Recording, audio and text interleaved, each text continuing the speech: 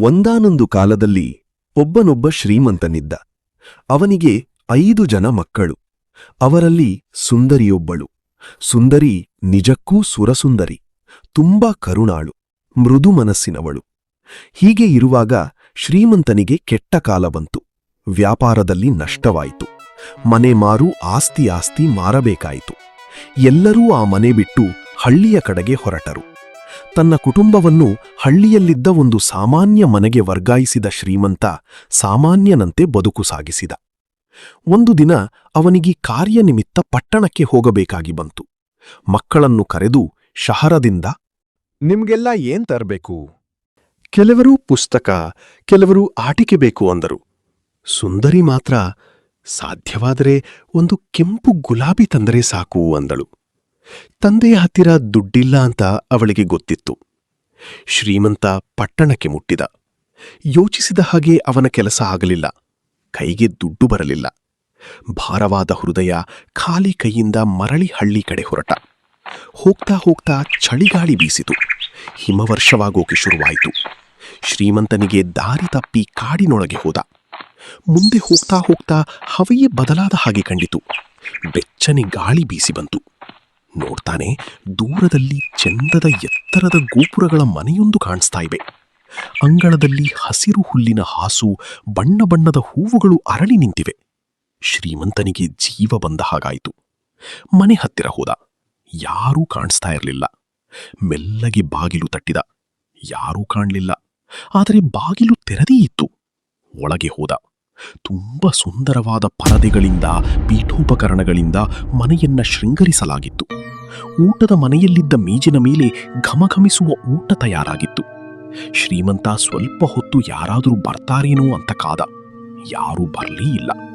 ಹಸಿವು ಬಳಲಿಕೆಯಿಂದ ಕಂಗಲಾಗಿ ಹೋಗಿದ್ದ ಶ್ರೀಮಂತ ಹೊಟ್ಟೆ ತುಂಬ ಊಟ ಮಾಡಿದ. ಅದು ಹೀಗೆ ನಿದ್ದೆ ಆವರಿಸಿಕೊಂಡು ಬಂತು ತಿಳಿಯಲಿಲ್ಲ. ನಿದ್ದೆ ಹೋಗಿಬಿಟ್ಟ. ಎಚ್ಚರವಾದಾಗ ಬೆಳಗಾಗಿತ್ತು. ಬೇಗ ಬೇಗ ಎದ್ದು ಮನೆಗೆ ಮರಳಿ ಹೋಗುವ ತವಕದಿಂದ ಹೊರಗೆ ಬಂದ. ಆವಾಗ ತೋಟದಲ್ಲಿ ಅರಳಿ ನಿಂತಿದ್ದ ಗುಲಾಬಿ ಹೂ ಅವನ ಕಣ್ಣಿಗೆ ಬಿತ್ತು. ಬೇರೆ ಏನನ್ನೂ ಯಾರಿಗೂ ಕೊಳ್ಳಲಾಗಲಿಲ್ಲ. ಮುದ್ದಿನ ಮಗಳು ಸುಂದರಿಗಾಗಿಯಾದರೂ ಈ ಕೆಂಪು ಗುಲಾಬಿಯನ್ನು ತೆಗೆದುಕೊಂಡು ಹೋಗುತ್ತೇನೆ ಎಂದು ಆಲೋಚಿಸಿ ಶ್ರೀಮಂತ ಗುಲಾಬಿಯನ್ನು ಗಿಡದಿಂದ ಕಿತ್ತು ಹೊರಟ. ಆ ಕ್ಷಣ ಅದೆಲ್ಲಿತ್ತೋ ಭೀಕರವಾದ ಮೃಗದ ಮುಖದ ಮನುಷ್ಯನೊಬ್ಬ ಪ್ರತ್ಯಕ್ಷನಾದ. ನನ್ನ ಮನೆಯಲ್ಲಿ ಆಶ್ರಯ ಕೊಟ್ಟೆ, ಬಿಸಿ ಬಿಸಿ ಊಟ ನೀಡಿದೆ. ಇಷ್ಟರ ಅನಂತರ ನನ್ನ ಅನುಮತಿ ಇಲ್ಲದೆ ಕಳ್ಳತನ ಮಾಡುತ್ತಿದ್ದೀಯಾ ಅಂದ. ಶ್ರೀಮಂತ ನಾಚಿಕೆಯಿಂದ ತಲೆ ತಗ್ಗಿಸಿದ. ತಪ್ಪಾಯ್ತು, ಕ್ಷಮಿಸು. ಈ ಮನೆಯಲ್ಲಿ ಯಾರೂ ಕಾಣಿಸಲಿಲ್ಲ. ಯಾರೂ ಇಲ್ಲವೇನೋ ಎಂದುಕೊಂಡು ಈ ಅಪರಾಧ ಮಾಡಿದೆ. ನೀನೇನು ಶಿಕ್ಷೆ ವಿಧಿಸಿದರೂ ನಾನದಕ್ಕೆ ಬದ್ಧ ಎಂದ. ಆ ಮೃಗ ಮನುಷ್ಯನೆಂದ. ಸರಿ, ನಿನ್ನ ಮಕ್ಕಳಲ್ಲಿ ಒಬ್ಬಳನ್ನು ಇಲ್ಲಿಗೆ ತಂದು ನನಗೊಪ್ಪಿಸು, ಸರಿಯೇ ಎಂದ. ಶ್ರೀಮಂತ ಒಪ್ಪಿದ. ಭಾರವಾದ ಹೃದಯದಿಂದ ಮನೆಗೆ ಮರಳಿ ನಡೆದ ವಿಷಯವನ್ನು ಹೆಂಡತಿ ಮಕ್ಕಳಿಗೆ ತಿಳಿಸಿದ. ಇದನ್ನೆಲ್ಲ ಕೇಳಿದ ಸುಂದರಿ, ಇಷ್ಟೆಲ್ಲ ನಡೆದದ್ದು ನನ್ನಿಂದ. ನನಗಾಗಿ ಅಪ್ಪ ಗುಲಾಬಿ ಕಿತ್ತರು. ನ್ಯಾಯವಾಗಿ ನಾನು ಮೃಗಮನುಷ್ಯನಲ್ಲಿಗೆ ಹೋಗುವುದೇ ಸರಿ ಎಂದಳು. ಉಳಿದವರಿಗೂ ಸರಿಯೆನಿಸಿತು. ಸುಂದರಿ ತಂದೆಯೊಂದಿಗೆ ಕಾಡಿನ ಮಧ್ಯದಲ್ಲಿದ್ದ ಮೃಗಮನುಷ್ಯನ ಮನೆಗೆ ಹೋದಳು. ಭಾರವಾದ ಹೃದಯದಿಂದ ಶ್ರೀಮಂತ ಅವಳನ್ನು ಅಲ್ಲಿ ಬಿಟ್ಟು ಮರಳಿದ.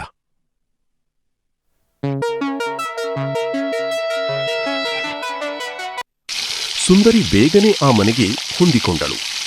ಮೃಗಮನುಷ್ಯನಿಗಾಗಿ ರುಚಿಕರವಾಗಿ ಅಡುಗೆ ಮಾಡುವಳು. ಅವನ ಬಟ್ಟೆ ಒಗೆದು ಮಡಿಸಿಡುವಳು. ಅವನ ತೋಟದ ಗಿಡಗಳಿಗೆ ನೀರು ಹಾಕುವಳು. ಅವನಿಗಾಗಿ ಸಂಜೆ ಕುಣಿಯುವಳು, ಮಧುರವಾಗಿ ಹಾಡುವಳು.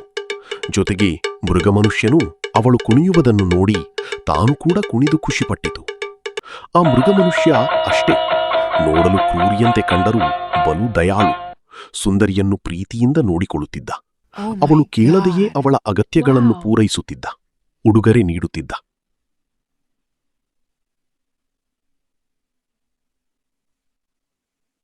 ಹೀಗೆ 1 ವರ್ಷ ಕಳೆಯುತ್ತಾ ಬಂತು. ಸುಂದರಿಗೆ ತನ್ನ ತಂದೆ, ತಾಯಿ, ಒಡಹುಟ್ಟಿದವರನ್ನು ಕಾಣುವ ಆಸೆಯಾಯಿತು. ಇದನ್ನರಿತ ಮೃಗಮನುಷ್ಯ ಪೆಟ್ಟಿಗೆ ತುಂಬಾ ಬೆಲೆಬಾಳುವ ಚಂದದ ಉಡುಗೊರೆಗಳನ್ನು ತಂದುಕೊಟ್ಟ. ಹೋಗಿ ಬಾ ಎಂದು ಬೀಳ್ಕೊಟ್ಟ. ಹೊರಡುವಾಗ ಅವಳ ಬೆರಳಿಗೊಂದು ಕೆಂಪು ಮಾಣಿಕ್ಯದ ಉಂಗುರ ತೊಡಿಸಿದ. ಅದೊಂದು ಮಾಯಕದ ಉಂಗುರವಾಗಿತ್ತು. ಹರಳನ್ನು ಒಳಮುಖವಾಗಿ ತಿರುಗಿಸಿದರೆ ಮನೋವೇಗದಿಂದ ನೆನಸಿದಲ್ಲಿಗೆ ಹೋಗಬಹುದಾಗಿತ್ತು. ಹೊರಮುಖವಾಗಿದ್ದಾಗ ನೆನಸಿದ್ದು ಆ ಹರಳಿನಲ್ಲಿ ಕಾಣುತ್ತಿತ್ತು. ಸುಂದರಿ ಮೃಗಮನುಷ್ಯನನ್ನು ದುಃಖದಿಂದಲೇ ಬೀಳ್ಕೊಟ್ಟು ಊರಿಗೆ ಹೊರಟಳು.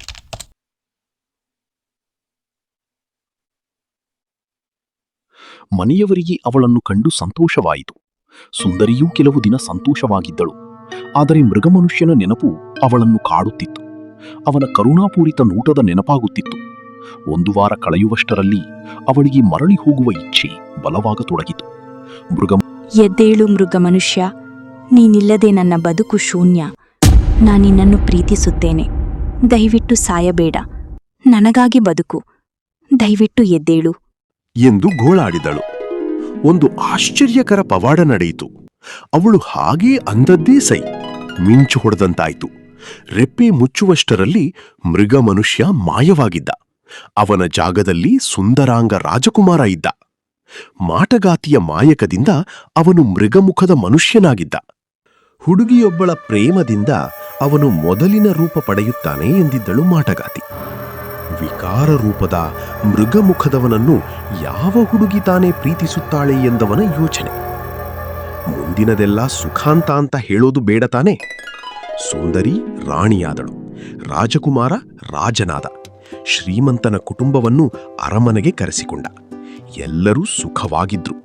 ಈ ಕಥೆ ನಿಮಗೆ ಇಷ್ಟವಾದರೆ ಲೈಕ್, ಶೇರ್, ಸಬ್ಸ್ಕ್ರೈಬ್ ಮಾಡಿ ಮತ್ತು ಕಾಮೆಂಟ್ನಲ್ಲಿ ತಿಳಿಸಿ. ಧನ್ಯವಾದಗಳು.